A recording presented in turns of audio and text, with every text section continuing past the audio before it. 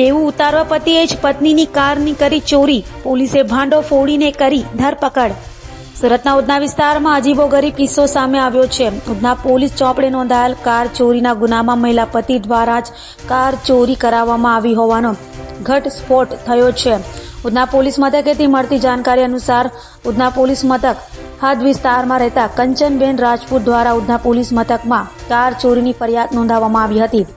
કંચનબેને Udhna police ચોપડે આપેલી ફરિયાદમાં જણાવ્યા અનુસાર 30 જાન્યુઆરીના રોજ મોડી રાત્રિના સમય દરમિયાન તેમના ઘર બહાર પાર્ક કરેલી સ્વિફ્ટ ડિઝાયર કાર અજાણ્યો ચોર શખ્સ ચોરી કરી ભાગી ફરાર થઈ ગયો હતો।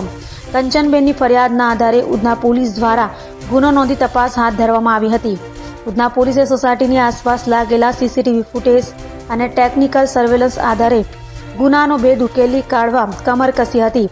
દરમિયાન પોલીસ તપાસમાં કારની ચોરી કોઈ અજાણ્યા ચોર શખ્સે નહીં પરંતુ મહિલાના પતિ દ્વારા જ ચોરી કરાવવામાં આવી હોવાનો ખુલાસો થયો હતો।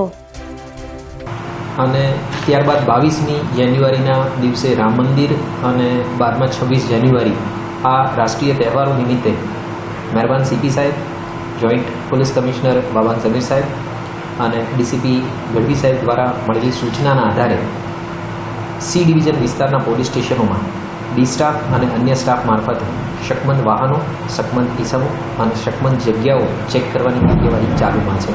આ દરમિયાન ગઈકાલે એક ફરિયાદી નામે કંચનબેન ગોવર્ધનસિંહ રાજપૂત એમણે એવું જાહેર કરેલું કે એમની સ્વિફ્ટ ડિઝાયર કાર જે છે એ 6મી તારીખે રાત્રે 11 વાગ્યાથી 7મી તારીખના સવારના 4:30ની વચ્ચે એમના ઘર પાસેથી ચોરાઈ ગયેલ છે।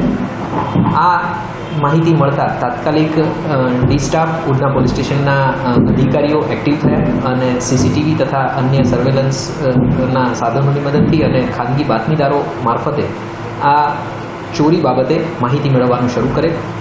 જેમાં ધ્યાનમાં આવેલું કે જે ફરિયાદીના પતિ ગોવર્ધનસિંહ લક્ષ્મણસિંહ રાજપૂત છે એમના માથે દેવું થઈ ગયેલું છે અને એમણે એ દેવું સરભર કરવા માટે જે વાહન ઉપર ટોપઅપ લોન લીધેલી હતી એ લોનના હપ્તા ભરી ન શકતા હોવાના કારણે એમણે પોતાના મિત્રને જ ડુપ્લિકેટ ચાવી આપી અને આ વાહનની ચોરી કરાવેલી હતી। તાત્કાલિક ધોરણે સર્વેલન્સ સ્ટાફે આ જે મુખ્ય આરોપી છે જે ફરિયાદીના પતિ જ છે ગોવર્ધનસિંહ રાજપૂત એને જે ચોરાયેલી કાર છે એની સાથે અટક કરેલો છે અને એમના જે મિત્ર છે જેણે આ ચોરી કરાવેલી હતી જેનું નામ ઇકબાલ ખાન પઠાણ છે એની અત્યારે હાલ શોધ ચાલુ છે અને આ રીતે આ ગુનો ડિટેક્ટ કરવામાં આવેલો છે।